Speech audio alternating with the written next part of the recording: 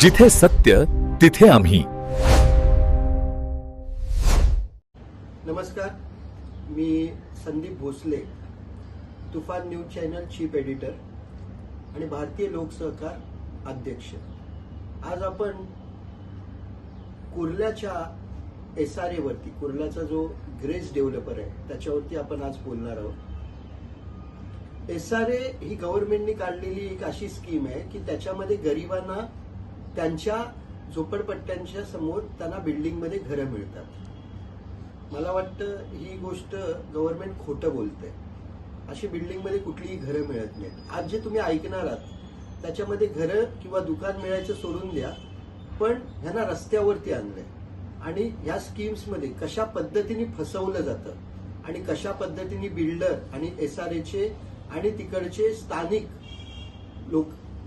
लोकप्रतिनिधी कशा पद्धतीने आपल्या गरिबांना फसवतात आणि ही SRA स्कीम किती फसवी स्कीम आहे हे आज तुम्ही जे माझ्याबरोबर असणारे झोपडीधारक किंवा गाळाधारक आणि त्यांच्यावरती झालेला अन्याय त्यांच्या तोंडूनच आपल्याला ऐकायचं आहे. आणि कशा पद्धतीने खेळवलं जातं, म्हणजे एक ऑफिसर दुसऱ्या ऑफिसरकडे पाठवतो, दुसरा ऑफिसर तिसऱ्या ऑफिसरकडे पाठवतो. SRA मध्ये हा रात्रीचं खेळ चाले हा जो तुम्ही प्रोग्राम बघत होतात ना, त्या रात्रीचं खेळ चालेमध्ये कसं एकमेकांना फसवलं जातं, तशाच पद्धतीने आज जो SRA आहे आपला महाराष्ट्र सरकारचा जो SRA आहे त्याच्यातही रात्रीचं खेळ चाले आणि ह्यात कोण कोण कशा पद्धतीने काम करतात त्याच्या बाबतीत तुम्हाला आज माझे मित्र जे त्या ठिकाणचे गाळाधारक आहेत ते समजवतील. सर नमस्कार. नमस्कार सर, आप आपकी पहचान दो और आपके साथ क्या हो रहा है वो हमें सबको सुनना है. सर, मेरा नाम अफजल हुसैन अंसारी है. वसला ताइक नाइक नगर में मेरा एक छोटा सा दुकान था. उसमें मैं धंधा करता था. मेरे 6 बच्चे हैं, बीवी है, हम लोग सब रहते थे और उसी से हमारा घर चलता था. तो वो जो है स्कीम वहाँ पे आई 2006 में. एक्चुअली में वो नैनू राम भोलाजी चौरडिया के नाम पे दुकान थी. उससे मैंने खरीदा था 2004 में. जनवरी में मेरा पार्ट टाइम पेमेंट का पेपर है. मैंने उसको 2 लाख रुपया दिया था. बाद में पैसा बाद में देने बोला था. 2004 का मेरे पास गुमास्ता लाइसेंस है दिसंबर का. उस पर मैं वहाँ धंधा करता था. 2006 में सारी स्कीम आई. PNR बिल्डर आया तो उसने बोला ऐसा ऐसा है. तो स्कीम में क्या मेरी खरीदी बिक्री का पेपर नहीं था, पूरा पेमेंट नहीं दिया नहीं था मैंने उसको, तो इसलिए वो एनेक्चर में उसका नाम गया. 2007 में एनेक्चर बना.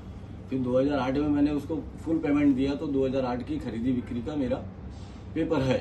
मैं वहाँ पे धंधा करता था 2013 तक के. फिर वो डेवलपर वहाँ पे डेवलपमेंट आया 2011 से तोड़ना चालू किया उसने. मेरे को भी 2013 में जो है बोला उसने नांजी बिल्डर है, PNR बिल्डर नांजी है, वो बाकी के वो डेवलपर ग्रेस मार्ट्स है, ग्रेस अर्बन डेवलपर है. तो नांजी बिल्डर मेरे पास आया कि बोला ऐसा ऐसा है. तो बोला सर मैं पात्र हूँ, मेरे को पात्र करा के आप देते हो. तो बोला उसने जिम्मेदारी नहीं लिया, वापस चला गया. बाद में अतौल्ला ने मेरे को पास आया, अल्लाह अल्लाह का रसूल का वास्ता दिया और मुझे पटाखे ले लिया. वो 2013 में मैंने उसको दे दिया. उसने मुझसे एग्रीमेंट किया 12,100 रुपये से 2,17,800 रुपया मेरे को दिया. मैंने दुकान उसको खाली करके दे दिया. अब वो 18 महीने के बाद रेंट दिया, भाड़ा मेरे को दिया उसने 18 महीने का 2,17,800 रुपया, 12,100 रुपये के हिसाब से दिया. उसके बाद में 18 महीने में घूमता गया. फिर 18 महीने बाद उसके पास गया भाड़ा लेने. तो बोले कभी 1 तारीख का हो, कभी 15 तारीख का हो, ऐसा करके उसने दौड़ाया. फिर मैं SRA में गया तो SRA कभी आपको कभी भाड़ा दिया ही नहीं वहां से उसने. और परेशान होकर फिर डिप्टी कलेक्टर जादव साहब के पास गया. तो उन्होंने बताया, डिप्टी कलेक्टर जादव साहब थे उस टाइम. तो उन्होंने मेरे को बोला कि भाई मैं SRA में तुमको एक भेजता हूँ एक ऑफिसर के पास, वो जाके वहाँ बात करो रेंट का. तो वहाँ उनके पास गया तो पूछे पात्र है क्या पात्र है. तो बोले अपात्र है. तो बोले मैं कुछ नहीं कर सकता, आप पात्रता के पीछे भागो, बिल्डर के पीछे भागना छोड़ दो, वो रेंट नहीं देगा. तो पात्रता 2015 में मैंने डाला. और 2015 में मैंने जब पात्रता के लिए डाला तो उन लोगों ने बोला अभी रुको. उस टाइम डिप्टी कलेक्टर जादव साहब थी वहाँ पे. तो उन्होंने बोला रुको भी पात्रता वो खरीदी बिक्री का प्रोविजन आने वाला है. फिर उसके बाद में वो चेंज हो गए. फिर सालवी साहब आए. सालवी साहब ने भी बोला ठीक है, मैं मीटिंग लिए उससे बात की. उसके बाद बोले मैं SRA को लेटर लिखता हूँ, वहाँ से मंगाता हूँ, पात्रता का कर्ज के देता हूँ, बिठाता हूँ. बाद में उनका भी ट्रांसफर हो गया. फिर वहाँ पे कुटवर साहब आए, तीसरा डिप्टी कलेक्टर है. कुटवर साहब आए तो उनसे मैंने बात किया. तो बोले ठीक है, मेरे ऑफिस को पावर नहीं है, मैं ऐसा करता हूँ आपकी निकालता हूँ, अब एडिशनल में जाओ। एडिशनल में मेरे को भेजा, मैं एडिशनल में गया, वहाँ विवेक गायकवाड़ साहब थे एडिशनल कलेक्टर। वहाँ पे मैंने अपील डाला, अपील डालने के बाद वहाँ हेयरिंग चली, हेयरिंग चलने के बाद में फिर वहाँ उन्होंने मान्य किया अपील।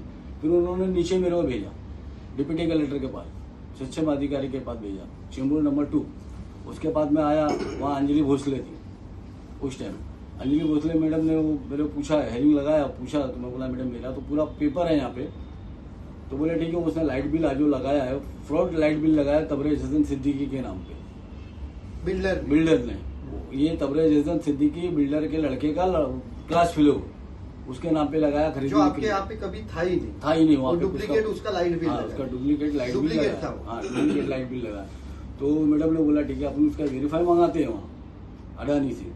तो उसके बाद में फिर लॉकडाउन हो गया, लॉकडाउन में मामला रुका रहा, लॉकडाउन खत्म हुआ, बाद में फिर मैं गया वो, तो उनसे वो बोले वो वेरीफाई आया है, देखे तो वो संभाजी यादव के नाम पे ना वो बिल था और जू ब्रिज का एड्रेस का था, डुप्लीकेट बिल था। यानी उसने उसको कॉपी पेस्ट करके उस पे वो सिर्फ जो नंबर पे उन्होंने वो बिल अकाउंट नंबर जो था वो उस पे उसने वो अकाउंट में वो दिखा रहा है वहाँ पे संभाजी यादव जू ब्रिज का एड्रेस दिखा रहा है। तो उन्होंने भी अंजलि मैडम ने मेरे को पात्र किया, मैं फिर भाड़े के लिए गया, पात्र हो गया। हाँ, मैं पात्र हो गया।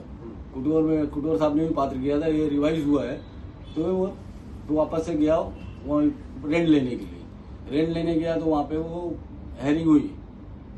उस टाइम में चेतन चौधरी साहब थे वहाँ के जॉइंट रजिस्ट्रार, उन्होंने हेयरिंग लिया, हेयरिंग लेके फिर रेंट का उन्होंने निकाला, स्टाफ और निकाला, तो ये भाग गया उधर।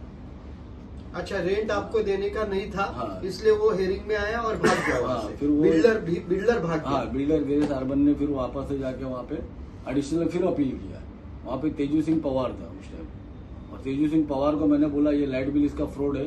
अभी नेक्स्ट टाइम दोबारा गया तो वो गुमास्ता लेके गया, गुमास्ता ही फ्रॉड बनाया। मुझे एक चीज बताओ, ये गुमास्ता जो आप बोल रहे हो फ्रॉड है और लाइट बिल फ्रॉड है, जब एसआरए ने ये चीज पकड़ा, फ्रॉड बिल डाल के इसने आपका टाइम निकाला, प्रशासन को गलत साबित किया, प्रशासन का टाइम वेस्ट किया, तो ये सब चीज का उस पर कोई एफआईआर प्रशासन ने किया? कोई एफआईआर नहीं किया। मैंने डिप्टी उसको एडिशनल कलेक्टर को लेटर भी लिखा कि भाई ये बोकस है, ये इसके ऊपर आप एफआईआर का ऑर्डर करो, लेकिन वो मैनेज हो गया। तेजू सिंह पवार ने, यानी बिल्डर ने ये सब ऑफिसर्स को मैनेज किया और डुप्लीकेट बिल डाल के आपको घर नहीं देने के चक्कर में वो जानबूझ के उसने उतना टाइम निकालने के लिए जानबूझ के डिस्प्यूट तैयार किया और आपको अपात्र रहने के लिए आपका रूम, आपका गाला गलत आदमी के हाथ में जाने के लिए या उसके गलत पेपर बना के, वो गलत पेपर पकड़ने के बाद भी आपके प्रशासन ने या एसआरए के किसी डिपार्टमेंट के डिप्टी कलेक्टर ने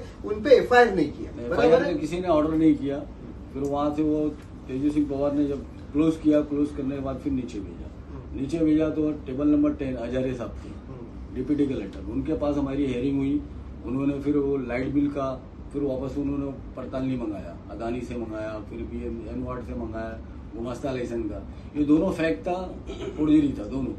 लेकिन उसमें भी हजारे साहब पहले जब ऑलरेडी वहाँ पे वो डुप्लीकेट था, ये क्लियर हो चुका था और आपको पात्र किया था, तो ये वापस क्यों इंक्वायरी लगवाया? रीजांच के लिए वापस से वो क्या मैनेज हो जाते, पैसा खा लेते, वो वहां से ऊपर से एडिशनल से रीजांच के लिए भेज दिया। अच्छा, ये जानबूझ के ऊपर नीचे करवाते हैं। आज ये 13 साल से यही काम हो रहा है, ऊपर नीचे। अच्छा, री चेकिंग में भी क्या वापस वो उसको ओरिजिनल होता है क्या? वही आता है ना। तो ये जानबूझ के वहाँ पे ऑफिसर्स, बिल्डर्स और ऑफिसर मिलके जानबूझ के हरेसमेंट कर रहे हैं, परेशान कर रहे हैं मेरे को। तो हजारे साहब ने भी हेयरिंग लिया, 7 महीना हेयरिंग चलाया। हेयरिंग चलाने के बाद क्लोज किया, क्लोज करने के बाद में फिर मेरे फेवर में उन्होंने ऑर्डर किया। ऑर्डर करने के बाद में फिर मैं रेंट के लिए गया तो संध्या बावनकुले थी। ये तो पहले तो बाहर डेट पे मिलती नहीं थी, और मिले भी तो वहां करके ठीक है मैं ऑर्डर करती हूँ, मैं बोलती हूँ उसको रेंट डालेगा, कैसा करके निकल जाती है। ये संध्या बावनकुले आप वही बोल रहे हो क्या, जो आज 10 साल से वही चेयर में बैठी है? हाँ, वही चेयर में बैठी है। ऐसे 2020 से आपसे मुझे कहना है कि आप इतने साल से एसआरए में जा रहे हो, एक ऑफिसर एक चेयर पे कितना टाइम बैठ सकता है? 3 साल तक के बैठ सकते हो, 3 साल के बाद में। तो ये 10 साल उसको क्यों बिठाया? उसका ऊपर से कुछ मैनेजमेंट होगा, ऊपर से कुछ सीओ एसआरए के साथ होगा, या बावनकुले जो हमारे मंत्री है जो मंत्रालय में बैठते हैं उनका उसके साथ कुछ कंसर्ट है क्या है, अल्लाह भीतर जाने, लेकिन कहीं तो कुछ लिंक है, नहीं तो 3 साल से ज्यादा कोई भी नहीं रुकता है। 3 साल के ज्यादा कोई भी एसआरए में ऑफिसर नहीं रुकता, लेकिन पावनकुले मैडम जो आज 10 साल से वहां पे बैठी है, ये 10 साल वहां पे बिठाने का क्या किसको फायदा है, इसके बारे में मुझे प्रशासन को एक सवाल पूछना है कि ऐसा 10-10 साल अगर सबको वहां पे बिठाना है और उसके तरफ से कुछ फायदा है तो इसलिए बिठाया है, या इस पे कुछ अलग से इसके पास कुछ अलग इतनी कुछ स्पेशलिटी है जो वो डिपार्टमेंट में इसको ही बिठाने का है, तो ये सब चीज का इंक्वायरी होना चाहिए सर। बोलो। हाँ, तो उन्होंने फिर मेरे को रेंट के लिए स्टाफ और निकाला, तो मैडम का ऑर्डर लेके AGRC भाग गया हाई कोर्ट कमेटी में। कौन? बिल्डर। वहां जाके अपील कर दिया, अपील करने के बाद में एटिटस पे स्टे ले लिया। इसका मतलब ये है कि हर एसआरए में बहुत से जगह पे ये होता है कि बिल्डर पात्र करने के लिए दौड़ता है, हाँ। यहाँ पे आपके एसआरए में बिल्डर अपात्र करने के लिए दौड़ रहा है। बात करने के लिए दौड़ रहा है। बिल्डर अपात्र करने के लिए दौड़ रहा है क्योंकि इन्होंने इनसे पर्सनल दुश्मनी करके रखी है कि हाँ। नहीं, चैलेंज कर रहा है सब लोगों को कि इनको अगर घर मिलेगा तो मैं 2 लाख रुपए एक्स्ट्रा दे दूंगा, लेकिन इनको घर मिलने नहीं हाँ, दूंगा। 2 लाख रुपया स्क्वायर फीट से खरीद के दूंगा। अतुल्ला अंसारी ने उनको बोला है, क्या नाम है, मसाल साहब ने उनको बोला था लास्ट टाइम में। फिर वो उसके बाद में वहाँ गया, AGRC में गया, तो AGRC में नायर मैडम क्या बोलती है कि भाई वो आपका जो है तकरार समिति में ओल्ड कस्टम हाउस में डाला है। बोला मैडम मुझे नहीं मालूम है वो कहाँ डाला क्या नहीं, क्योंकि मेरे पास सर्विस नहीं आई। बोले ठीक है आप उधर देख लो, उधर से क्लियर हो जाने दो, फिर अपन यहाँ डेट लेते हैं। तो ठीक है, मैं उधर गया, वहाँ मालूम पड़ा उसने डाला है। 2-3 डेट वहाँ चला, तारीख चली 2-3 महीना, उसके बाद में वहाँ बिल्डर कोई आया नहीं ना, उसका वो आया तो वो क्लोज फॉर ऑर्डर हुआ। वो ऑर्डर लेके मैं फिर वापस हाई कोर्ट कमेटी में आया। मुझे एक चीज बताओ, ये सब जब लेते हैं एप्लीकेशन तो पीछे का रिकॉर्ड कोई चेक नहीं होता है क्या? क्या ऐसे ही लिया जाता है सिर्फ? वो लोग ले लेते हैं ऐसे ही, वो ये बिल्डर जो यानी है तकलीफ देने के लिए जानबूझ के लिया जाता है। हरेसमेंट के लिए ले लेते हैं लोग। तो वहाँ पे वहाँ से आया, फिर AGRC मैंने डेट लगवाया। डेट लगाने के बाद में फिर मैडम ने बोला कि भाई ठीक है 15 दिन के अंदर इनका पैसा SRA में जमा करो रेंट, और उसके बाद में पात्रता इनकी वापस जांच करो 2 महीने में। तो फिर अपर जिला अधिकारी में लगा, तो वहाँ पे वो डेट लगी, वहाँ पे हेयरिंग हुई। वहाँ दादा करके भी डिप्टी कलेक्टर है, उनको मैंने बताया कि भाई ये है, इसका डॉक्यूमेंट ये फ्रॉड है, ये फ्रॉड है, ये फ्रॉड है, सब फोर्जरी है। उसके बाद में भी उन्होंने कुछ नहीं क्लोज किया। क्लोज करने के बाद में उन्होंने क्या किया, तबरेज हसन सिद्दीकी जो खड़ा था, इसने एक इंटरव्यूनर को लेके आया। ये जो इंटरव्यूनर अब्दुल समद मखनूजिया, इस्माइल मखनूजिया है, वो बिल्डर का पार्टनर है। उसने सर्वे पावती SRA से गलत तरीके से बना के फ्रॉड लेके आया, उसने वहां पे एडिशनल में डाला। वहां से फिर मेरे को फिर भेज दिया गया। नीचे आया, उसने पार्टनरशिप दिखा रहा है, खाली सर्वे पावती, उसके अलावा उसका कुछ भी नहीं है, वहां पे कुछ भी नहीं है उसका। आप समझ रहे हो सब? ना ग्रेस liability। बिल्डर इतने डुप्लीकेट पेपर डाल के, इतने SRA को मैनेज करके, इतनी बार हर जगह पे पकड़ा जाता है, तो भी ग्रेस बिल्डर के खिलाफ कोई एक्शन SRA में उठाया नहीं जाता है। मेरा SRA के सब अधिकारी को ये सवाल है कि आपका वो जमाई है क्या, या आप उससे पैसा खा रहे हो क्या? ये पैसा खाने का यानी गरीबों को गरीबी पे अन्याय करने के लिए आप कितना पैसा खाओगे, और ये पाप कहाँ पे ये करोगे? इतना पाप करोगे तो आप भी आपके घर में रहते हो ना। ये गरीब लोगों को आज 12 साल से इनके दुकान नहीं मिल रहे, इनके घर नहीं मिल रहे, तो ये SRA स्कीम बंद कर दो। मेरे को गवर्नमेंट से ये मांग है कि SRA स्कीम बंद कर दो। अगर ये SRA स्कीम लोगों को, गरीबों को फंसाने के लिए, तो SRA स्कीम के लिए मेरा आह्वान है कि कोई भी SRA के लिए नहीं जाए। SRA के खिलाफ सब खड़े हो जाओ, क्योंकि SRA में ऑफिसर और बिल्डर मिलके हर सबको फंसाते हैं। यहाँ पे आपके वहाँ के MLA कौन है? मंगेश साहब है। वो पहले से अच्छा, वो मंगेश कुडालकर साहब। मंगेश कुडालकर है, वो पहले से PNR बिल्डर के साथ उनका साठगांठ है, पार्टनरशिप है उसके अंदर। यानी उन्होंने घर भी दिया है उसको। अच्छा, मंगेश कुडालकर को वहाँ पे घर दिया हुआ है। उन्होंने घर दिया है। तो आप मंगेश कुडालकर के पास कभी गए क्या? वहाँ मैं गया था उनके पास, तो उन्होंने उसको कोई रिप्लाई नहीं दिया, क्योंकि वो बिल्डर से उनका लेन देन चलता है। आपके पास बिल्डर से मैंने इतने लोगों पे वहाँ पे अन्याय हो रहा है, मंगेश कुडालकर साहब को ये मालूम नहीं है? सब मालूम है उनको, लेकिन सुन के अनसुनी करते हैं, क्योंकि वहां से फायदा है, डेवलपर से पैसा आता है, हर इलेक्शन में आता है, घर दिया हुआ है उसने, तो उसके साइड से बात करेंगे ना। अभी वहाँ कुछ सालों पहले 2 साल पहले एक 15 माले से एक बच्चा 2 साल का मर गया। हाँ। उसमें भी मंगेश साहब ने कुछ रोल नहीं अदा किया, आज तक देखने नहीं। मीडिया आई, सब आई, एक 2 साल का बच्चा 15 माले से नीचे गिर के मर गया। ये बिल्डर की लापरवाही से हुआ था। गिरेश डेवलपर्स के कौन कौन पार्टनर्स है और कौन कौन है, उनके नाम बताओ जरा। मेन तो फाउंडेशन बिल्डर नानजी शेड़ा है, पीएनआर बिल्डर। ओके, पीएनआर ये नाम पीएनआर उसका- बिल्डर का और कहीं पे प्रोजेक्ट चल रहा है? ये इसका प्रोजेक्ट जो है गोंडी में उसने लिया है अभी, कितने- देवनार के सामने कितने- 600 कुछ कितने- 650 झोपड़े हैं, उसको सर, ये उसने लिया। पीएनआर डेवलपर एसआरए से मेरी मांग है कि पीएनआर डेवलपर का जो अभी गोवंडी में प्रोजेक्ट चल रहा है उसके बारे में इंक्वायरी होना चाहिए, क्योंकि ये बिल्डर सिर्फ एग्रीमेंट करता है और जिन्होंने भी एग्रीमेंट किया है इन्होंने इसको कोई भी प्रोजेक्ट देना नहीं चाहिए, क्योंकि ये प्रोजेक्ट बनाता ही नहीं है, ये सिर्फ एग्रीमेंट करता है और किसी चीटर बिल्डर के पास वो एग्रीमेंट और वो पूरा राइट्स लिया हुआ वो बेचता है। इनके साथ भी यही हुआ। इन्होंने पीएनआर बिल्डर्स, ये सब चीज में सबसे बड़ा अगर कोई चीटर है तो पीएनआर बिल्डर है। अपने फायदे के लिए इनको सबको कन्विंस करके एक अच्छा डेवलपर करके इन्होंने विश्वास से उसके साथ एग्रीमेंट किया और आज इनको उन्होंने बेच दिया है और ऐसे चीटर के पास बेचा है, ऐसे चीटर डेवलपर के पास बेचा है जो चीटर डेवलपर इन लोगों को 12 साल से फंसा रहा है। तो मैं पहले पीएनआर डेवलपर का इंक्वायरी होना चाहिए। ये अब मुख्यमंत्री, उप मुख्यमंत्री और गृह मंत्री को आज आपके सब एसआरए के आपके जितने भी टेनेंट्स है उनके तरफ से मांग करता हूं कि इनकी इंक्वायरी करो। सर, ये इंजीनियर डिपार्टमेंट को भी मैंने कंप्लेंट किया था कि भाई मेरी दुकान जो प्लान में पहले सेल में थी, बाद में कौन उसने है इंजीनियरिंग डिपार्टमेंट के? मसाल था गए, एस मसाल करके है, एजुकेटिव इंजीनियर और असिस्टेंट इंजीनियर तानपुरे साहब है, किशन तानपुरे साहब और चोगले साहब जो है सब इंजीनियर थे, अभी ट्रांसफर हुआ फिलहाल जल्दी में उनका। तो इन लोग का भी सब मिली भगत है। और मेटकर साहब हमारे जो है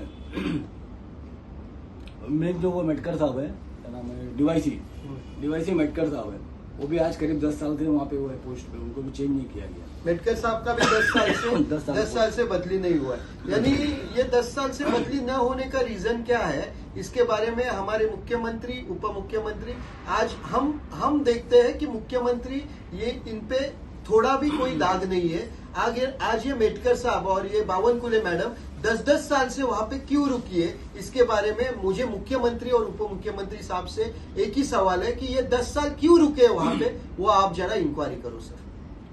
3 साल से ज्यादा हो गया, 14 साल चल रहा है। मशाल जो है एजुकेटिव इंजीनियर, उसने मेरे को आश्वासन किया। जब भी मैं उसके पास जाता हूँ कंप्लेंट डालता हूँ कि भाई 140 का इसने वाइब्रेशन किया है, ये सारे का ही GR है 140 का, कि बगैर टेनेंट के साइन का आप कहीं भी उसको डाल नहीं सकते हो, ऊपर डाल नहीं सकते हो। अगर टेनेंट एग्री है, एग्रीमेंट पे उसने साइन किया है तो आप डाल सकते हो, लेकिन ये अपनी मर्जी से उन्होंने उसको प्लान पास कर देते हैं, ना सोसाइटी का अप्रूवल लेते हैं ना टेनेंट का लेते हैं। इनसे वो और उसको बुला है जिशान को, आर्किटेक्ट को बुलाते थे, बात करते थे, वो हाँ साहब अगले महीने में करता हूँ, 15 दिन में देता हूँ। यानी ग्रेस बिल्डर्स और ग्रेस बिल्डर्स के निशान आर्किटेक्ट, मैंने सुना वो निशान आर्किटेक्ट पूरा दिन भर एसआरए में ही बैठा रहता है, एसआरए में ही रहता है। ऑफिसर्स को पैसा खिलाना, ये करना, यानी कोई मिलके गया एसआरए से तो उसके बाद वो उसके पास जाके अपना पैकेट दे देता है और वो आदमी का वो जो भी मांग रही थी वो वहां पे ऑफिसर को पैसा देके खरीद लेता है। तो ये मैंने सुना है, ये सही बात है? सर सही बात है, पूरे एसआरए को मैनेज करके रखा है। यहाँ तक कि अभी माजी जो हमारे सीईओ थे लोखंडे साहब, उनको भी उन्होंने यहाँ पे हमारे प्रोजेक्ट में 3 दुकान नीचे 3 ऊपर 6 दुकान दिया। लोखंडे साहब को दिया, सतीश लोखंडे साहब को। सतीश लोखंडे जो एसआरए के माजी सीईओ है, उनके बारे में भी एसआरए का इंक्वायरी होना चाहिए। ये प्रोजेक्ट में लोखंडे साहब ने 6 दुकान ली हुई है। ये 6 दुकान कौन से पैसे से ली है और ये बिल्डर ने क्यों दी है, इसके बारे में मुख्यमंत्री साहब और उप मुख्यमंत्री साहब इन्होंने इंक्वायरी करनी चाहिए। देखो ये जो लोग गरीब लोग से जो सीईओ है सारे नहीं मिलता है, सिर्फ वो डेवलपर से ही मिलते हैं। अभी ये जो आया है कल्याणकर साहब, ये भी किसी से नहीं मिलता। ये खाली डेवलपर के नंबर रखता है, डेवलपर को बुलाता है, बात करता है, आश्वासन देता है, जो भी लेन देन करता है, किसी भी गरीब को मिलता ही नहीं। यानी एसआरए ये सिर्फ बिल्डर्स के लिए बना है, यानी एसआरए है कोई भी टेनेंट के लिए, कोई भी झोपड़ी धारक के लिए, कोई भी गाले धारक के लिए नहीं है। एसआरए सिर्फ बिल्डर्स के लिए बना हुआ है और बिल्डर की ही सुनवाई होती है। झोपड़ी धारक तो सुबह से लेकर शाम तक वहाँ चप्पल घस के परेशान होकर आ जाता। आज मैं 2013 से लेके 2026 चल रहा है, आज तक मुझे न्याय नहीं मिला है। 13 साल से सर को 13 साल से इनकी दुकान थी, घर तो छोड़ो दुकान थी, दुकान में अगर ये कमाएंगे नहीं तो इनको 6 बच्चे हैं, ये 6 बच्चे को खिलाएंगे क्या? ये मेरी आज प्रशासन को एक सवाल है। अगर ये कमाएंगे ही नहीं, इनकी दुकान विश्वास से इन्होंने बिल्डर्स को दी, इनको इसके सामने इनको दुकान मिलनी थी, आज 13 साल से इनको दुकान नहीं मिली, ये 13 साल का मुआवजा कौन पे करेगा? मुझे गवर्नमेंट से यही मांग है, सिर्फ भाड़ा देने से कोई दुकान चलती नहीं है। ये भाड़ा उस टाइम का इनका दुकान लिया इसलिए भाड़ा मिला है, लेकिन इनके जो इनकम बंद हुए इसके बारे में कौन जवाबदारी लेगा? गवर्नमेंट लेगा, बिल्डर लेगा, या एसआरए के ऑफिसर्स लेंगे?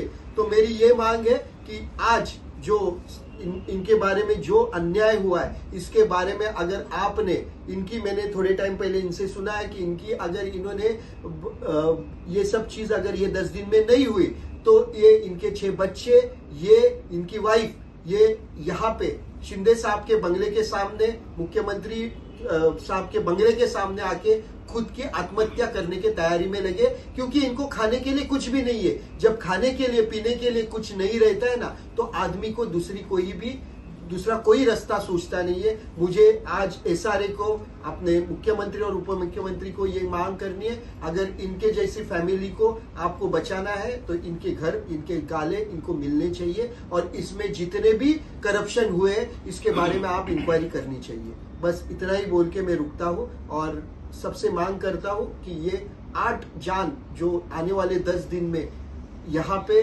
दूसरे के गलती के वजह से जाने वाली है, तो उनको न्याय दो और उनको आप उनके गाले लेके दो। इतनी मांग करता हूँ और यहाँ पे ही रुकता हूँ। जय हिंद, जय महाराष्ट्र।